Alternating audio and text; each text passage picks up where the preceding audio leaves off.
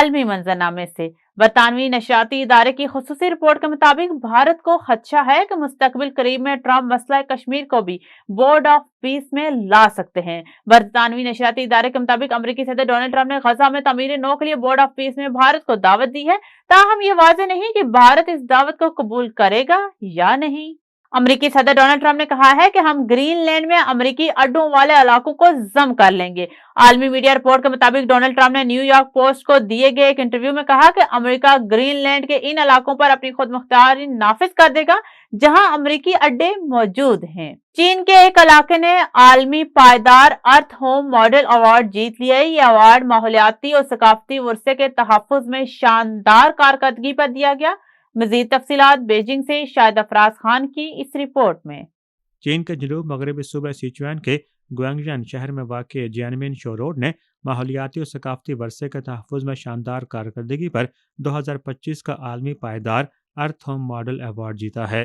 یہ ایوارڈ اقوام متحدہ کے ماحولیاتی پروگرام کی اہم غیر سرکاری تنظیموں میں سے ایک ورلڈ ہارمنی فاؤنڈیشن کی طرف سے شروع کی گئی تجویز سے منسلک تھا۔ دنیا بھر کے درجنوں شہروں کی جانب سے جمع کروائے گئے منصوبے فیصلے کے آخری مرحلے تک پہنچے، جس میں گوانگژن کی جیانمن شو روڈ نے ماحولیاتی تحفظ کے نظام میں جدت، ثقافتی ورثے کی حفاظت اور پائیدار استعمال کو فروغ دینے میں نمایاں کارکردگی پر ایوارڈ جیتا۔ یہ مقام دنیا کے بہترین محفوظ قدیم سرو کے جنگل کا گھر ہے، جہاں 1 صدی سے زیادہ عمر کے 20,000 سے زائد درخت موجود ہیں۔ یہ شوداؤ کے نام سے مشہور سڑک نظام کا بھی حصہ ہے، جو قدیم چین کے شو شاہی دور کی سڑکوں پر مشتمل ہے اور 1000 کلومیٹر سے زیادہ علاقے میں پھیلا ہوا ہے۔ 2000 سال سے زیادہ کی تاریخ رکھنے والا شوداؤ پہاڑی علاقوں اور ندیوں سے گزرتا ہوا آج کے جنوب مغربی صوبہ سیچوان کو شمالی گوانگژن میدان سے ملاتا ہے، جو قدیم چین کا مرکزی خطہ تھا۔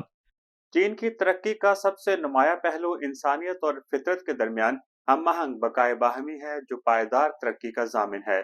شاہد Afraz Khan, A1 T V, Beijing.